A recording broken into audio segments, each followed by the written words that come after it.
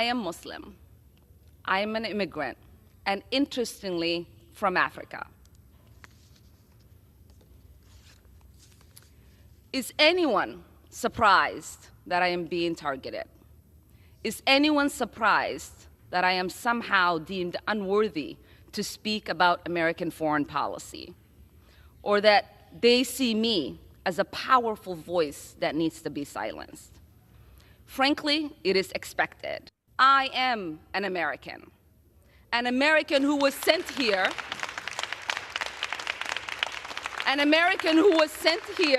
by her constituents to represent them in Congress, a refugee who survived the horrors of a civil war, someone who spent her childhood in a refugee camp, someone who knows what it means to have a shot at a better life here in the United States, and someone who believes in the American dream and the American possibility and the promise and the ability to participate in the democratic process. So I will continue to speak up because representation matters. I will continue to speak up for little kids who wonder who's speaking up for them. I will continue to speak up for families around the world who are seeking justice, whether they are displaced in refugee camps or they are hiding under their beds somewhere like I was, waiting for the bullets to stop. Watch this. This is not even the peak of the matter, okay? Like, more commenting, like, watch this. House just voted to remove a Democrat from a major committee. Ilhan Omar was removed from the House Foreign Affairs Committee by a party line vote of 218 to 211 due to tweets. Omar tweeted years ago that GOP support for Israel is fueled by funds from pro-Israel groups. Omar publicly apologized for those tweets in 2019. Democrats claim Omar's removal is revenge for their vote to remove Republicans Marjorie Taylor Greene and Paul Gosar from committee assignments for tweets inciting violence against Democratic lawmakers in 2021. Omar, one of the few Muslim congresswomen and the only African-born member of Congress, was expected to chair the Foreign Affairs Committee's Africa Subcommittee. What do you think? Like, you can see Omar is just talking because she has stated how valuable she is, but yet when you get into Congress, you can see most of the people are voting her out. You can see, most of the people are voting against her. When something is valuable like gold, diamond, uranium, and all of these things, right? You see more people crave for it. They want it more. You understand? Because you don't tell yourself you're important. Actually, people see your importance from the things you do and other things you fail to do. That's where they see your lack of importance, you get? So when Omar goes around making all the speech and everything because she's from Africa and all those stuff, you understand? You're not important. We have the right to decide if you're important or not. Not just I, but all the Congress members. And you can see they voted her out of the assembly to show she's not important. Not all the crap, the noise you make and all those kind of stuff, you understand? So let's watch this, and we are getting more deeper into this. And Trump just did the worst thing you could think about here. Like, watch this. I had a member of the Republican caucus threaten my life, and you all and the Republican caucus rewarded him with one of the most prestigious committee assignments in this Congress. Don't tell me this is about consistency. Don't tell me that this is about a condemnation of anti-Semitic remarks when you have a member of the Republican caucus who has talked about Jewish space lasers and an entire amount of tropes, and also elevated her to some of the highest committee assignments in this body. This is about targeting women of color in the United States of America. Don't tell me, because I didn't get a single apology when my life was threatened. Thank you. As a fellow New Yorker, I think one of the things that we should talk about here is also one of the disgusting legacies after 9/11 has been the targeting and racism against Muslim Americans throughout the United States of America. And this is an extension of that legacy. Consistency, there is nothing consistent with the Republican Party's continued attack except for the racism and incitement of violence against women of color in this body. If you want a good laugh today, check this out. Somalis are not terrorizing this nation. We are helping it thrive. Somalis have always seen themselves as the fabric of this nation. So not only are we not going anywhere,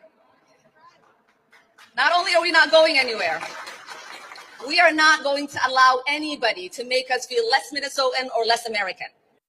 First and foremost, Little Miss Brusband, I don't feel American. I am American. So no one can make me feel less than or less like something that I already am because I was born that. And the real problem stems from the fact that you believe that you are the fabric of this nation. By the way, that metaphor refers to people that share fundamental structures, values, beliefs, culture and all this stuff. Didn't you come from Somalia, where the country's major fabric is Islam, what holds that nation together? And in Islam, you either convert or die. That's their belief system, correct? Or you force them to believe what you believe. Didn't Minnesota change their flag for you? See, if you were the fabric of this nation as you're espousing, you wouldn't have come to change the area you're in. You would assimilate and join in and share your culture and share your beliefs without forcing it on anybody, because no means no. But you guys don't believe in that. If I don't believe what you believe, you say I should die. So please miss me with that, little Miss Husband. In this country, we do not blame the lawlessness of an individual on a whole community. What we also know is that there is not a single evidence that the president or his coolies have put forth that there are any single resource from taxpayers in Minnesota that has gone to aid and abate terrorism. That language is dangerous. That language puts the lives of Somalis not only in Minnesota, but across the country in danger. And if the president believed that and he had evidence, he would take people to court. So we are sick and tired of the president waking up one day and deciding to put forth falsehoods and demonize whole communities, while the ignorant people that support him then take the lies that he's spreading and use it as a fact. We've seen it during the campaign where he said Asians were eating cats and dogs. We've seen his vice president repeat those lies. We've seen the media run it as a headline as if it was a fact. That is shameful. That is shameful. That is ignorant. It makes us look like a stupid nation that does not believe in truth, but traffics in lies. It makes the world mock us, and we are better than that. We are better than that as Americans. As you can see, like, if you're saying the community or something, we are not attacking the Muslim community here. We are attacking their habits, the things they do. You can remember when, like, this TPS status was being given to Somalia. Like, we welcome you guys here with an open heart, open mind, and open soul, you understand? But you guys have overstayed here. All the president said was just the good of the country and all that. So he's not targeting you or an individual, okay? He's going for the mass, for the population. Because you can see, like, millions have been taken out every day from Congress, and every day billions of dollars, not even the Somalian currency. We don't even know what it's called here, because we just want the best for this country. That is all we are targeting. You understand? Because everything you say now is good to say them, it's good to air out your own opinions, but what needs to be done has to be done. It's not all you go online and say that's going to change anything here. What has to be done must be done. Like, watch this. Minnesota, we just received the best news that we could have possibly received. Minnesota, under Governor Walz, is a hub of fraudulent money laundering activity. I am, as President of the United States, hereby terminating, effective immediately, the temporary protective status program for Somalis in Minnesota. Go, Donald Trump. Somali gangs are terrorizing the people of the great state, and billions of dollars are missing.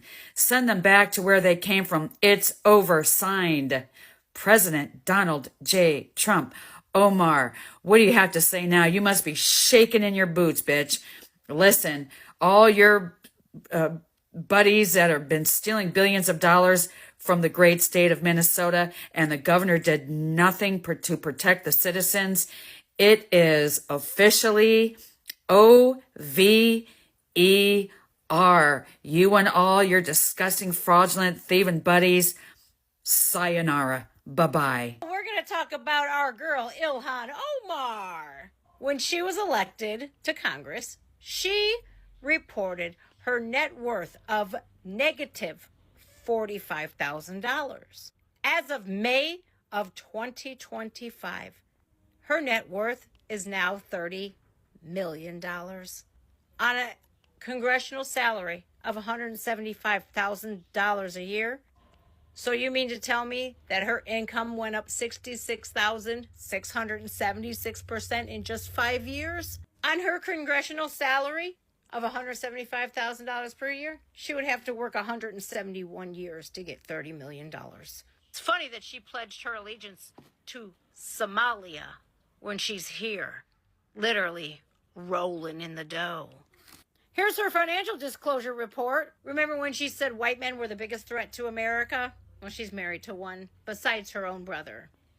Ilhan Omar is now under fire after claiming that the president of Somalia is her actual president, and that Somalia is her real home, not America. caawa aan fursad u helay madaxweynaha Soomaaliya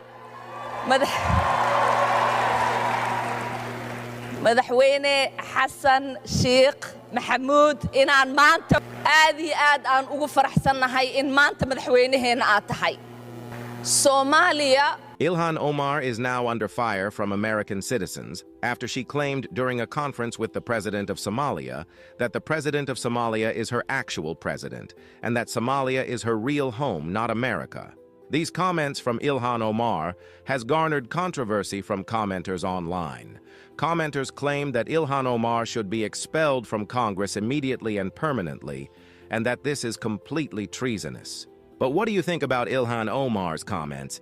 Do you think she should be able to hold office in Congress? Let me know your thoughts down below. As a fellow New Yorker, I think one of the things that we should talk about here is also one of the disgusting legacies after 9/11 has been the targeting and racism against Muslim Americans throughout the United States of America. And this is an extension of that legacy. Consistency, there is nothing consistent with the Republican Party's continued attack except for the racism and incitement of violence against women of color in this body. A member of the Republican caucus threatened my life, and you all and the Republican caucus rewarded him with one of the most prestigious committee assignments in this Congress. Don't tell me this is about consistency. Don't tell me that this is about a condemnation of anti-Semitic remarks when you have a member of the Republican caucus who has talked about Jewish space lasers and an entire amount of tropes, and also elevated her to some of the highest committee assignments in this body. This is about targeting women of color in the United States of America. Don't tell me, because I didn't get a single apology when my life was threatened. Thank you. Oh, like at times when I watch this Muslim community, these communities, when they talk out, when they speak out their minds and say things like this, it really baffles me. And I just have one question. After thinking about everything that is happening, are these people here to serve us? Yes, are they here to serve us? Because when you see how the way they act in Congress, the way they speak out, the way they do that stuff, I kind of wonder if they are here for the greater good of this country, or they are here for their personal reasons, to kill the country, destroy, and like, why are they here for? Why do they do the things they are doing? Because I'm baffled, I'm worried, and I'm really disturbed about stuff like this, okay? Because you can't imagine a woman of such nature and their colleagues, or how will I call them, their citizens and stuff like that. We have given you our home to live in for 30 plus years. Give you this program that your citizens could come into the country and stuff like that for more than 30 years, and you can't fix the problem in your country. You can't fix the problem in your country. Then you turn now you're blaming our community for putting you there. When I hear the way they talk, when I hear the way they speak, and it pains me in my heart to really see the way they talk. You understand? Because you don't feel like they are here to support us. They are here for us. They are here for that private and selfish reasons, as I could say. Because if you're here for us, you will follow the rules, not one. You'll try to develop the country, two, and all the money going back to the home wouldn't be going back there. You also take the money you're being paid here and develop the nation. You understand? So, like, watch this. It's really so pertinent to see things like this. Like, if you're watching this, I want you to subscribe to the channel to get more insights like this. Like, watch this. Ilhan Omar is livid today furious after the deportation news broke just yesterday. President Donald Trump is revoking the temporary protected status of Somali immigrants in Ilhan Omar's district and the surrounding areas. Now, this affects Ilhan Omar a great deal because these are her constituents. But not only that, just a few days ago, there was a plot discovered where money was being stolen from the United States government by a group of Somali immigrants and funneled to Al-Qaeda. That was just busted a few days ago. And Ilhan Omar's talking about, well, you can't deport me. Well, you're right. You're an American citizen, and there's only a few instances where you can deport an American citizen if they are from another country and they commit some heinous crimes. You can deport them for that. Or they do something to fake their immigration, like, to get in wrongly. Let's say, I don't know, I'll make something up off the top of my head. Let's say somebody married their brother to illegally immigrate to this country or to help him illegally immigrate to this country. Well, then they both get deported. So that just a hypothetical could happen. And so you understand why Ilhan Omar is very upset about this. I guess I don't blame her, because maybe she realizes she messed with the wrong guy one too many times. I want you to watch this and let me know what you think in the comments. America is in what I can only call an autocorrect mode, where we are seeing the signs on a daily basis, day in, day out, that we are indeed healing as a nation. Now, Ilhan Omar has officially been removed from the Committee of Foreign Affairs. How she got the damn job, I have no idea.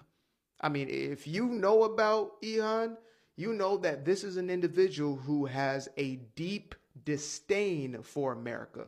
She has a genuine hatred for what America represents and stands for. Even as somebody who is not from America,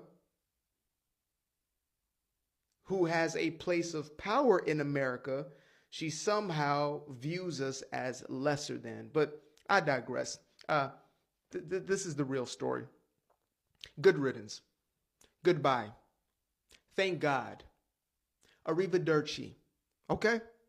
Ilhan, the Democratic platform has had you believe that individuals like yourself actually deserve the positions of power that you're in.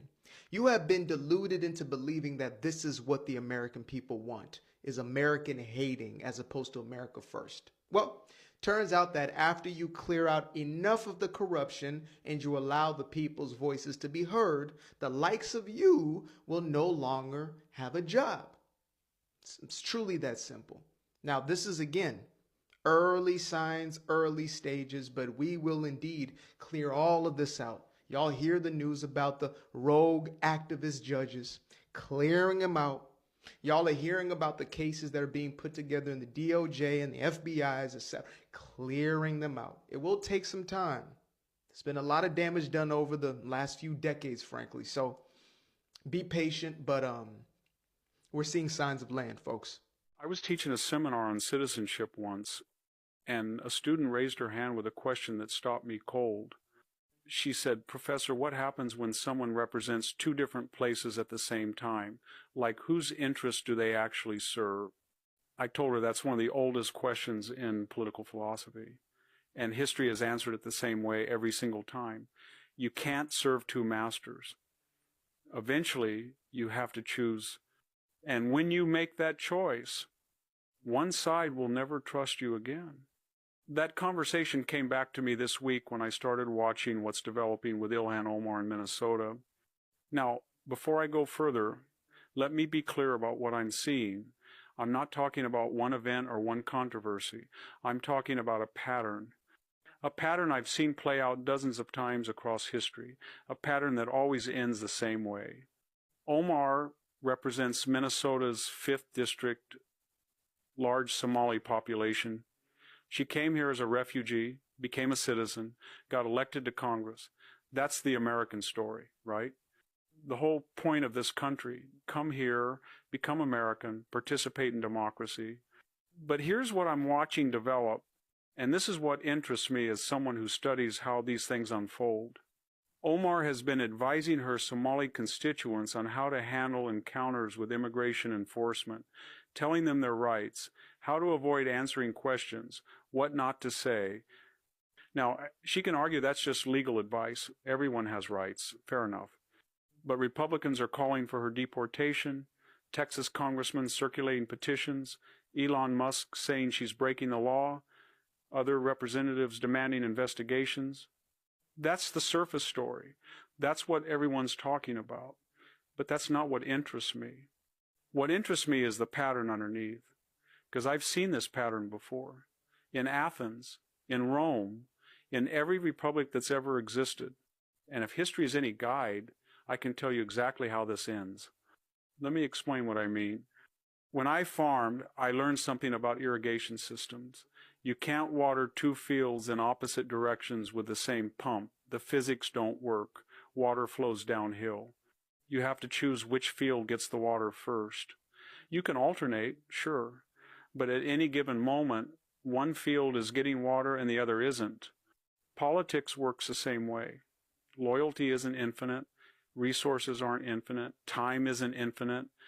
When you represent people, you're constantly making choices about whose interests come first, and those choices reveal where your real loyalties lie. Now, here's the thing about representative government. The whole concept depends on one simple idea. The person... Yes, it's just like a biblical statement. You can't serve two masters at a time. You can't be from your country and you came to America under the status and you're being protected, and here now you're now saying all these things. Yes, like after watching all what is happening, like you can't be the two sides. You have to support one. It's either you're transferring our funds from here, the US, to your country or stuff like that. And again, you can now see billions have been missing. And again, reports has been shown on so many channels showing that 1.7 billion of the money in your country comes from abroad. You understand? This is money where we could develop this country. We could set different infrastructures into place to make things happen here, that this money is being sent to your country. And yet you are not still satisfied. You still come along and you say all these things because you have tested this President Trump so many times. Our president is a great man. He's here to make America great again, and this is what we truly want, okay? It's not all about the way you go around, because the Muslim community is a very big community too. We understand that, but you don't have the right to say stuff like this, okay? You don't have the right to say stuff like this, because if you're being deported back now, do you think you're going to miss you? There are other people who want to come, who are greater than you. You have shown your capacity, your potentials. We are not rejecting that. We love you for that. But you shouldn't go around saying things like, if you guys are not there, we are going to feel the... No. We don't feel stuff like that. We don't feel stuff like that. You don't come into our home, threaten us, and you allow us to keep you there. No. I'm sure this is going to make you rethink again, because this is not the line you should play with. Our president is here to build America, and if you are not here to help or support build that foundation to make America great again, then you're going to be sent back to your country. I know your head is hot now, and like, watch this. What actually triggered all of this? What made the President of the United States look at one state, one community, and say enough? Trump announced he was something called temporary protected status for Somali immigrants living in Minnesota, effective immediately. Now, if you're not familiar with TPS, it's essentially a legal shield the government grants to people from countries facing disaster or conflict. It allows them to stay in America temporarily without fear of deportation. It's meant to be compassionate, humane, a safety net for people fleeing genuine danger. But here's where things took a hard turn. Trump cited large-scale welfare fraud, money laundering, and the discovery that millions of taxpayer dollars had been funneled into overseas networks, some even reaching extremist groups, according to federal reports. He wasn't just ending a program, he was responding to something much bigger, much darker, that had been unfolding for years. Now, before we dive into the political fallout, we need to understand the system that allowed this to happen in the first place. Because this isn't really a story about immigration policy. It's a story about what happens when oversight fails. when programs designed to help vulnerable people get hijacked by organized networks, and when many things have been done, and now we are now looking for a way to make this thing to come to a conclusion, because due to the immigration policy that was being passed out, okay, due to the immigration policy, the ICE did their best to arrest a whole lot of people. Some went into hiding and all that stuff and stuff like that, and some countries had the free will to get into the country because of the activities being carried out in the country and stuff like that. And many things are happening from different angles. But for us to really be professional here, for us to really do things the right way, we have to follow principles that are going to go against human emotions and stuff like that. And Omar is no different. You understand? Omar is no different. I won't be surprised to see even some Muslims that are American citizens turn against you, because you're here, you're threatening them. It's a state of violence, it's a state of crime and stuff like that. We have to understand certain things, that things have to go sometimes not as we plan, but as they are supposed to be, okay, to make the peace of the country reign. Because you will now be thinking like, okay, he's doing this because he hates me, he hates our people. No, no, no, no, he doesn't hate you, he doesn't hate you, he doesn't hate your people, but their activities. You understand? So take a close look at this. As we wrap up this video, I encourage you to subscribe to the channel so that we get more insights like this. And remember, share the videos with your colleagues so you could talk about this and see how things are unfolding in the United States here. Peace out. Love you. Jola.